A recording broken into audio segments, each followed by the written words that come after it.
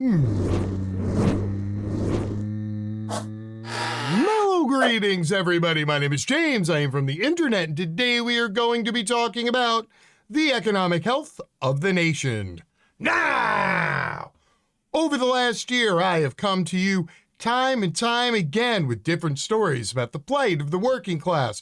I've talked to you about strikers in manufacturing facilities. I've talked to you about coal miners, healthcare workers.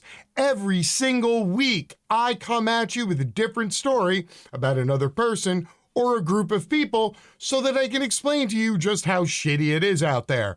And while these stories do very well in so much that people seem to pass them around and it seems to anger and infuriate people, members of the working class who are like, hey, that could be me next.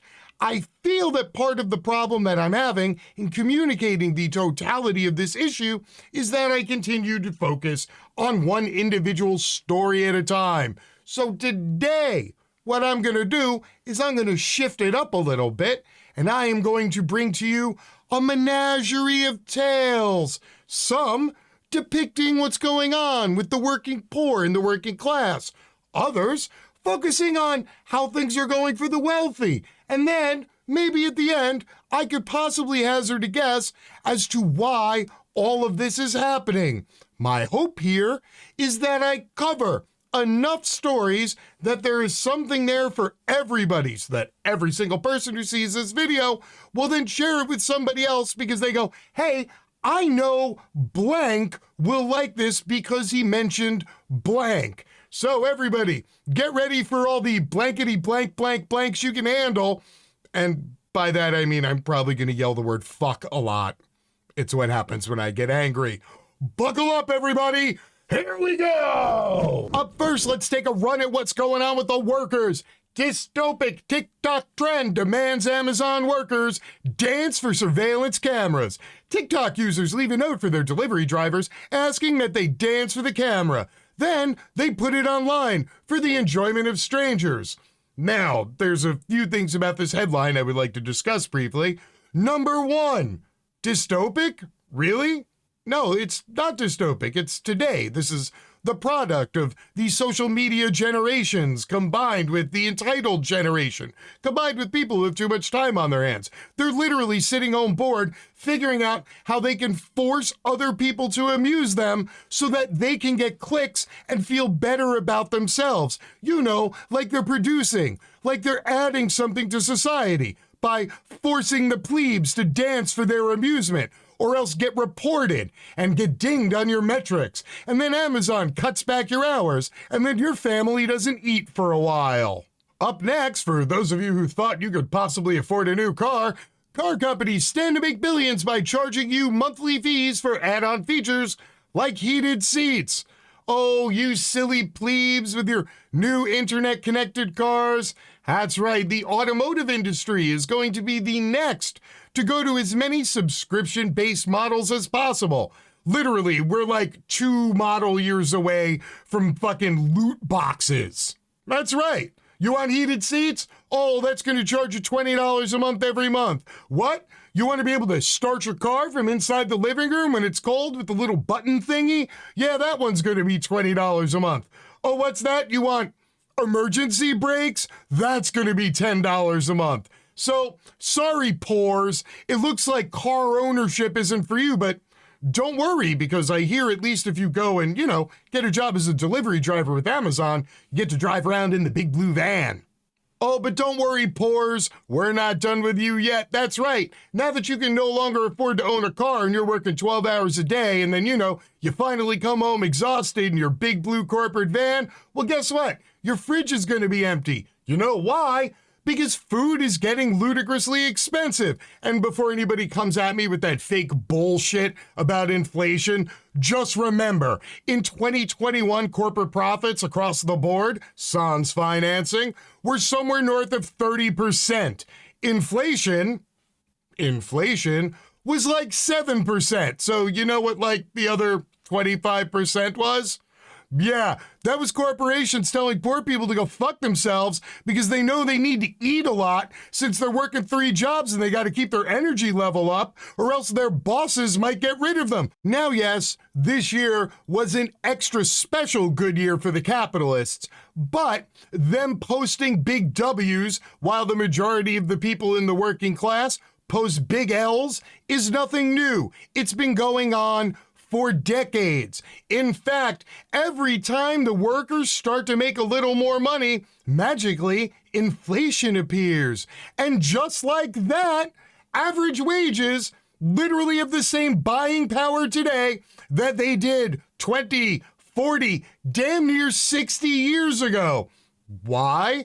Because fuck you, that's why. And right about now, you might be asking yourself, how the hell does this happen literally every single year and people just haven't lost their shit and gone out on a general strike or started tearing up the concrete? Well, you see, the capitalists, the really wealthy ones, they have this neat trick where they just get the moderately rich people, you know, the people who are sort of like the megaphone to the plebes, because it's not like the wealthy want to soil themselves by getting close to the working class, you know, at least close enough to speak to them or, I don't know, look at the desperation in their eyes or something. No, so they just send out their well-trained, well-heeled, well-dressed, moderately rich mouthpieces, you know, like this banker dude here who makes almost $800,000 a year. Yeah, they trotted him out to explain to the poors that they shouldn't all be running out trying to get a better wage or make more money because if everybody gets a better job all of a sudden, oh, I don't know, maybe magically inflation will just have to go up another 7% while corporations pocket another 32%. Wow, it must be nice to be the well-paid, well-trained, well-heeled lapdog of the wealthy. Could somebody tell me how to get that gig? Seriously, I mean, look, I enjoy doing these videos and all y'all out there are perfectly fine individuals, but I mean, 780 grand a year, I don't know. It's, that's a tough one. But then again, 780 grand isn't what it used to be. I mean, look, here's a bougie-ass neighborhood in California where they wanted to start building multi-family dwellings, and because the average house sells for $4.5 million a piece, and they didn't want anybody even slightly poorer than them moving into their area, yeah, they just went out of their way to turn around and say, oh, but our beautiful gated subdivision community here is a breeding ground, you know, for mountain lions, the ones that we literally call like the state and the cops and the animal support and the goddamn Air Force to come in and kill with nuclear missiles anytime we see one from our kitchen window. But, you know, it's not like the wealthy to see a big fat loophole and not exploit it. I mean, it's almost as if those loopholes are purposely built into systems so that the wealthy have a way to maintain their wealth and also maintain their distance from the poors. That's you, by the way. You're the poors. Now, of course, the irony of that is that people with a $4.5 million house are just chuckling right now. Oh, look, Lovey, we managed to keep the pools away. Meh. Yeah, you know what the really, really wealthy people are doing? They're all buying yachts, not just yachts, super yachts. You know what a super yacht is? It's like a regular yacht, but checks notes, it's super. In all seriousness, a super yacht is a yacht that measures longer than 100 meters and has a very large crew, and the average cost of a super yacht these days is $275 million. The super yachts are the ones that are so big, they have a yacht garage door on the bottom that opens up so you can park your smaller yacht in it. That's right, wealthy people who have $4.5 million houses, yeah, the really wealthy people are buying yachts so they can get the fuck away from you because they think you are as dirty and untouchable as you think the poors are who deliver your Amazon packages in their big blue corporate trucks. You can't miss them. They're the very gaunt people whose pants are covered in pee stains that are dancing on your front patio so that your 19-year-old child can be more popular at school because they got more TikToks. And of course, let us not forget the wealthy stay wealthy by spending as little of their own money as possible. And that includes spending it on pish-posh things such as taxes? Yeah, it turns out that the ultra wealthy, yeah, they don't pay a very high percentage of their total net holdings in taxes. In fact, extremely wealthy capitalists, both individually and the ones who as a small group together own like 50% of all the resources and capital that exists on the planet. Yeah, those people can afford to apply pressure on politicians and get big fat loopholes included in the tax code that only help them. For example, do you remember the picture of the super yacht that I showed you before? The one with the garage door on the bottom that, you park your smaller yacht in? Yeah, massive tax write-off for that. Yeah, wild, huh? Not so much of a tax write-off on, your two-door sedan that you have for your partner and 3 children that serves to get them to school and get both of you to your collective 4 jobs. Not so much of a tax write-off on that. But if you want to save on taxes, the super yacht is apparently the way to go. Also, fun side note here, the IRS still audits the poor and working class. They just don't do it to the wealthy because they can't afford the type of accountant that would be necessary to audit the ultra wealthy when they file their 85,000-page tax return. They can, however, afford a few people in the dusty basement of some forgotten building in Topeka, Kansas somewhere, where they occasionally look at every other poor person's, easy file tax and go, oh, look, they claimed an extra $72 on mileage they shouldn't have gotten. Oh, time to fine them $5,000. Woo! Yeah. Hey, I guess one last item here I should probably show you. You know, the tax code, the one that's controlled by, the wealthy politicians. Yeah, the wealthy politicians, it turns out, are also saving themselves a shit ton of headache and money by creating loopholes for the wealthy because they too are wealthy because they get to buy and sell stocks based on the inside information that they get by being representatives of the United States government. No, making like $190,000 a year with full medical and dental for life isn't enough for these fucking nudniks. No, why take $200,000 when you could take $400,000? Why take $400,000 when you could take $800,000? Hey, just make as much money as you want. Do shit like, I don't know, invest a crap ton of money in vaccine companies just before you announce to the general public that there's a global pandemic. Yeah, the vaccines and the whole pandemic thing wasn't the first time this happened. And if you remember, Nancy Pelosi literally stood on the stage like a month ago and said that politicians should be able to participate in the free market of economics and stocks just like any other person. And then she got roasted so bad, she had to make a comment saying, I guess maybe I would support some kind of legislation that would, possibly reduce our ability to do that. And then she would just promptly sign everything over to her husband, and her husband would instead go out and enact on all of the insider information that she gets. And it's not just a Pelosi problem, it's an everybody problem. So what does all this mean for you, the average viewer at home, the fellow member of the working class? Well, it means that the deck is stacked against you.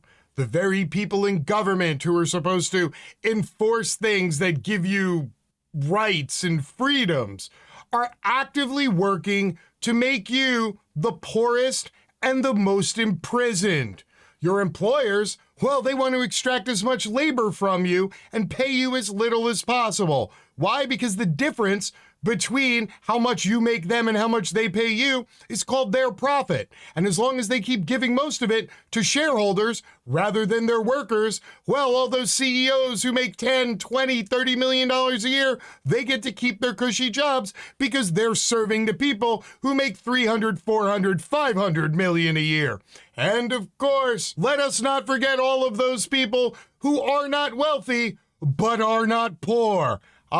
Class. This is what it all comes down to, people. It comes down to simple class warfare. And sadly, the people who have just a little bit more than us seem to have forgotten that they are far closer to being one of us than they are to being one of the billionaires. The only people left in society who are going to help you are going to be other members of the working class. So everybody, I implore, I beg you, no matter where it is you work, start talking to people in your workplace. I don't care if they aren't like you.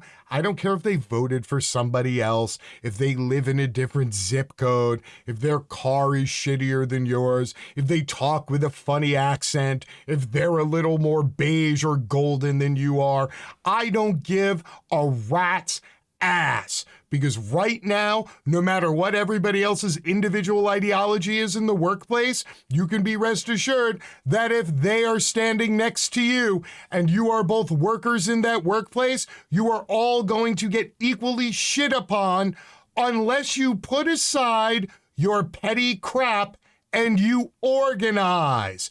Because if you organize, you agitate, you make demands, and you stand strong for yourself, your family, and the person next to you, chances are you will win.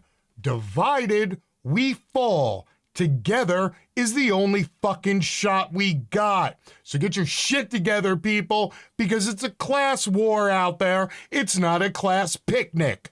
Until next time, my name is James. I am from the internet, and I am out. Peace.